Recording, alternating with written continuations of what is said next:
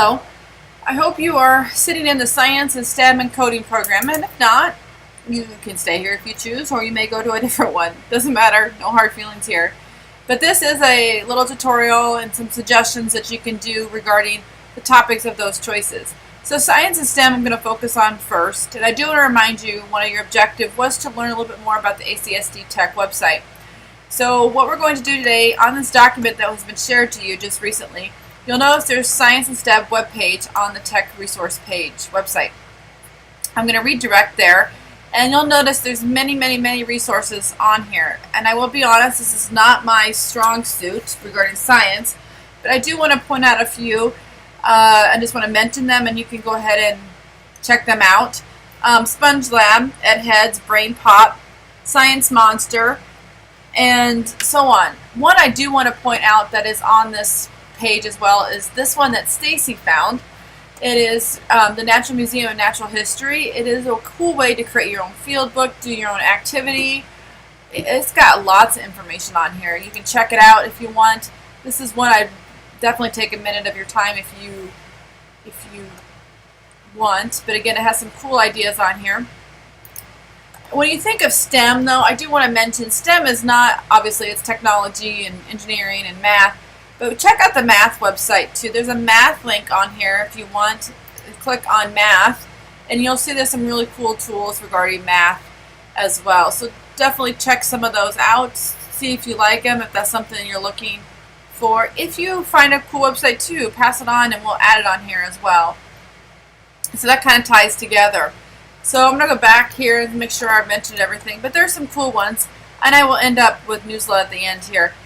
But with that being said, I do want to go then to coding and programming. That is also, there's an entire section on coding and programming. And again, I know there's several teachers in this building alone that did the hour of code.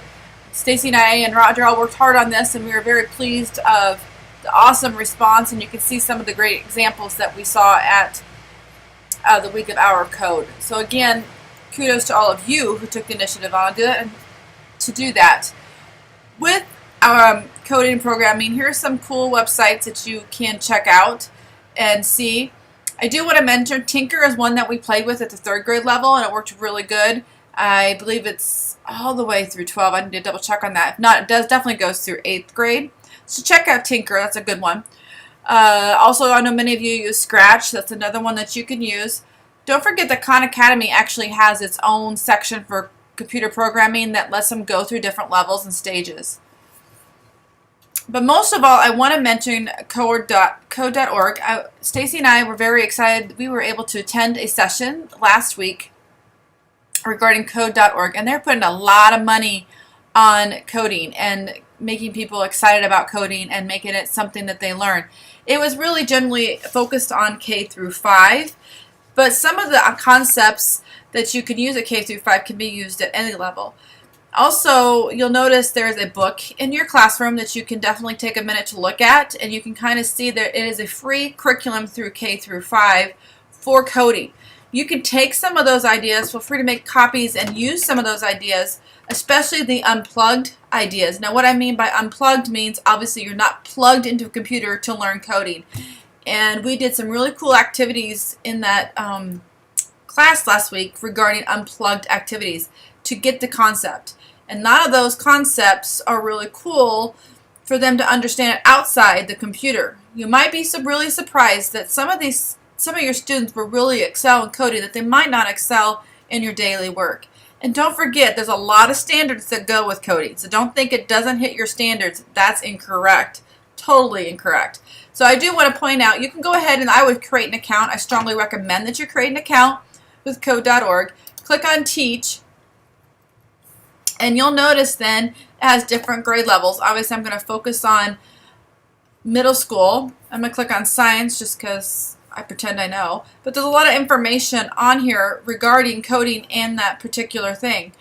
And you can then see the guidelines and so on that follow coding for that particular subject. So don't feel like I don't have time for this. It doesn't hit the code, doesn't hit the standards. That is not quite right. So anyway, check that out. Check out the book that's standing there. I would definitely try Tinker as well. Check that website out. Khan. Those are probably my top couple. And then obviously I think many of you are exposed to Scratch already, but definitely check that one too. So please feel free.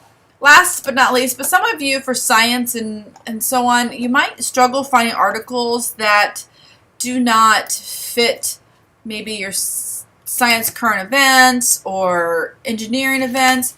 There's a website called Newsla, and it's under online content, but obviously you can search for it on this website, or obviously go to newsla.com or .com. I think it's .com.